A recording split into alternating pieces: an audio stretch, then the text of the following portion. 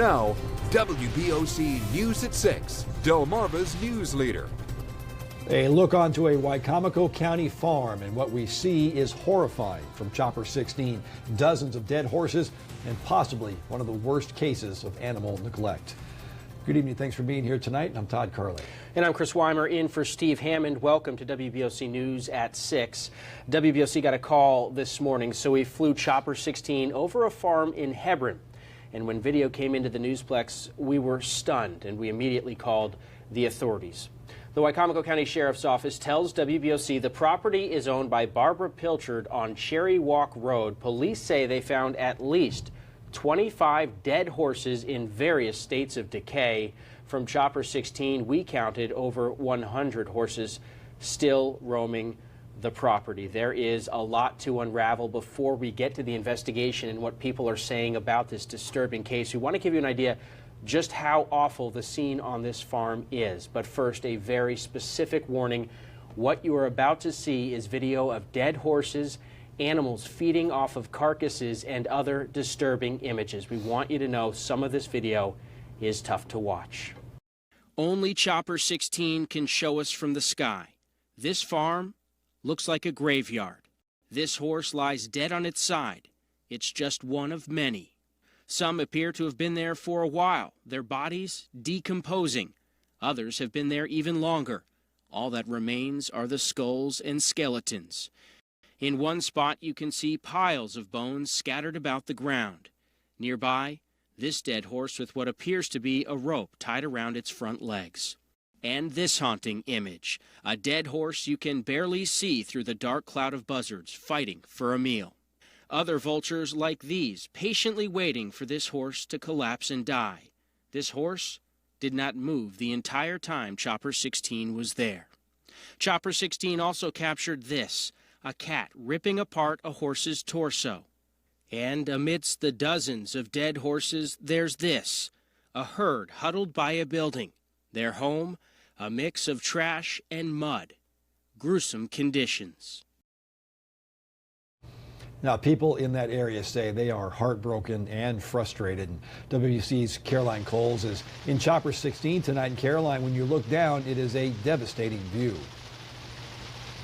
Yeah, devastating indeed, Todd. Many neighbors tell me they knew about the malnourished horses, but they had no idea there were dead horses there on the ground. And as you can see from Chopper 16, the property is littered with carcasses and roaming horses. Two neighbors tell me they were too scared to help the horses because they say the owner would threaten to pull out a gun on anyone who stepped onto her property. Ileana Rudder lives just minutes from the farm and could not hold back her tears. Rudder says this sight makes her sick. It's not supposed to happen. Rudder says people need to take care of animals. I think it's horrendous. It's horrendous. Any animal that's put in your trust to take care of, you should take care of them, whether it's a cat or a dog. You can see from Chopper 16 skeletal remains of horses lying throughout the pasture. Here you see two horses surrounded by bones from other horses. And here is a vulture eating a horse. Bobby Selfie lives in nearby Quantico. She can't believe so many helpless and dead horses are just miles from her home. These horses are malnourished. They are completely uncared for, and it's a sad situation. The people who live here are overwhelmed. Bobby's first reaction? When my daughter told me about it, I started to cry, and then I became very upset and very angry because I love animals. You can't live on the Eastern Shore and not love animals. A sight many neighbors can't believe is real. Now, neighbors tell WBOC they're relieved to see the story come and authorities on the property trying to fix the problem. In Wicomico County, I'm Caroline Coles, WBOC News. Caroline, thank you. As we mentioned earlier, shortly after we discovered the horses from Chopper 16, WBOC alerted the Wicomico County Sheriff's Office. Sheriff deputies and animal control arrived within a half hour.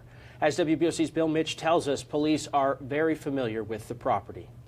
Sheriff Mike Lewis tells us that his deputies have been called to this property numerous times in the past. A majority of those calls are neighbors complaining about the horses running free in this neighborhood. But this call possibly takes things to a whole new level. By lunchtime, we saw deputies walking the property. They were searching and discovering the remains of several dead horses. Here you can see Lieutenant Tim Robinson move from one horse carcass to another just a few feet away, and scattered all over the ground are bones. We saw a team of animal control and a veterinarian inspect each dead horse that was found. Sheriff Mike Lewis says the property belongs to Barbara Pilchard. Lewis says his deputies have been to this property quite a bit. Not a few times, not a dozen times, but dozens of times over the years. And these horses have gotten out many times, and they've trampled people's flower beds, they've trampled their yards, and obviously as they eat and consume food, they begin to defecate on people's property in the roadway. There have been several near accidents of these horses being in the roadway. But the complaint Friday was not about horses in yards or in the road, but lying dead on this property. Here you can see investigators snapping a photo of a horse skeleton while another horse walks by. Sheriff Lewis says the complaints in the past about this property were never this extreme. I don't recall any complaints of the horses being malnourished, not being properly cared for. They just were escaping from inefficient fencing around the pastures. So this is the first time I've ever had anybody or any concerns of malnourishment or horse weren't being properly cared for. But we'll get to the bottom of it. From Chopper 16, here are two more animal control officers walking away from two dead horses. So the question is, could charges be filed? Absolutely. Well, it's certainly animal neglect. But it could be animal cruelty, depending on what our investigation finds out and what we conclude. What comes next is the removal of several of the dead horses from this property so necropsies can be done to determine how those horses died. It's just the next step in what the sheriff says will be a lengthy investigation. In Wicomico County, Bill Mitch, WBOC News.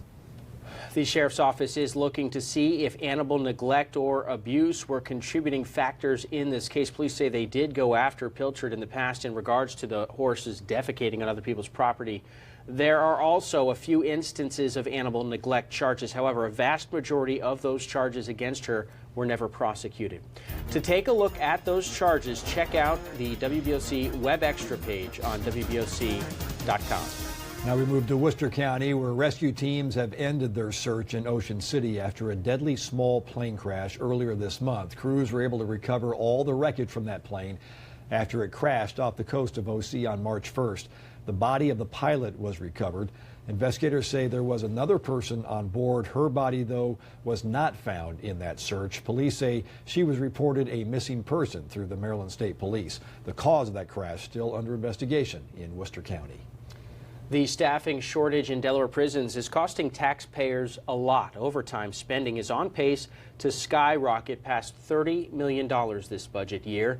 WBOC's Kent County Bureau Chief Tom Lehman joins us live from Dover tonight. Tom, that would be a big jump from last year. Chris, correctional overtime cost more than $22 million in the previous budget year. But the Delaware Department of Correction here in Dover confirms to WBOC it has spent more than $15 million in this current cycle. Some people say that figure is indicative of how much of a problem staffing prisons has become. I can't put it into words. That's what Jeff Klopp with the Delaware Correctional Officers Union says about the state's reliance on overtime. Klopp says the situation is dangerous, and having about 100 fewer rank-and-file COs is driving overtime expenditures up. We're in a worse place than we were over a year ago when Stephen Floyd was brutally murdered. You know, $2.5 million a week or a month in overtime is unsustainable. Klopp says correctional officers' starting salaries remain uncompetitive with other law enforcement agencies, like, for instance, the Milford Police Department, where new officers are paid $45,000. Governor John Carney pushed for raising COs' starting salaries to $43,000 later this year, and Carney spokesman Jonathan Starkey told WBOC improving staffing levels will be a long and complicated process, and the governor is committed to it and will continue to request resources from the General Assembly that he believes will help. One state lawmaker we spoke with said Governor Carney and the legislature need to focus on addressing prison problems now. What we should do is make sure that if there is any monies at the end of the budget, at the end of the year, that goes to corrections. A report on last year's hostage situation at Vaughn highlighted a chronic problem with staffing Delaware's only maximum security prison. Delaware's Department of Correction did graduate a class of more than 20 cadets today, but Klopp says the rate of incoming officers is barely keeping up with attrition. Reporting live in Kent County, I'm Tom Lehman for WBOC News here in Dover. All right, Tom, thanks. A beloved Rehoboth Beach activist has passed away. Steve Elkins lost his battle with lymphoma yesterday. Elkins co-founded the Camp Rehoboth Center and served as its executive director for over 25 years. Elkins spent his life fighting for LGBT rights in Delaware, conducting sensitivity training with local police departments. Elkins is credited for helping establish Rehoboth as a welcoming area for everyone. That is something those at Camp Rehoboth say they will continue to do. Our vision has always been to be the heart of the community, and while our hearts are broken, we understand the magnitude of the situation, and in Steve's honor, we will work hard together to continue to create a more positive Rehoboth. The Camp Rehoboth Plaza is adorned with lime green ribbons representing those victims and survivors of lymphoma. The center says funeral arrangements for Elkins will be forthcoming in Rehoboth Beach. Also in Rehoboth Beach, soon it may become pricier to park in the beach town. WBOC's Sussex County Bureau Chief Madeline Overturf joins us live there. Maddie, week-long, weekend, and daily parking passes are all set to increase. Chris, those increases are in the city's approved budget, which will be voted on tonight here at City Hall. Now, some people say going from $60 to $80 for a weekly pass doesn't bother them, but others fear it could impact tourism. It's no secret that parking is hard to find in Rehoboth, and these spots may soon be even more valuable. The city is proposing to increase daily rates by $5, three-day weekend permits by $10, and weekly permits by $20. Mayor Paul Coons says the change would help pay for city services like trash collection and boardwalk upkeep that all people use, and keep costs from trickling down to the coastline. If you look at the Jersey Shore, a lot of those towns have actual beach fees. We don't want to have beach fees, and so what's the other alternative? Of course, changes to parking permits would affect the people who buy them, visitors. And that's something that the Chamber of Commerce here fears could have a ripple effect throughout the community. The business community isn't embracing that warmly and has concerns over any increase that would deter visitation. Everhart says if the city is to increase fees in town, they hope it's gradual. Longtime visitors like Lori Cole say it's a small price to pay that she's not worried about. I love coming here, and it's beautiful. You just have to go along with whatever the people that live here. Hourly meter rates and longer-term seasonal parking permits will not be affected by the city's new budget. Of course, those proposed changes aren't final yet. They must first be voted on, and that vote is scheduled for right here at 7 p.m. Reporting live in Sussex County, I'm Madeline Overturf, WBOC News, Rehoboth Beach. Maddie, thank you. Up next on the news at 6, Congressman Andy Harris is back on the Eastern Shore today. Yeah, after a pretty rowdy visit last April, what people are hoping he addresses tonight.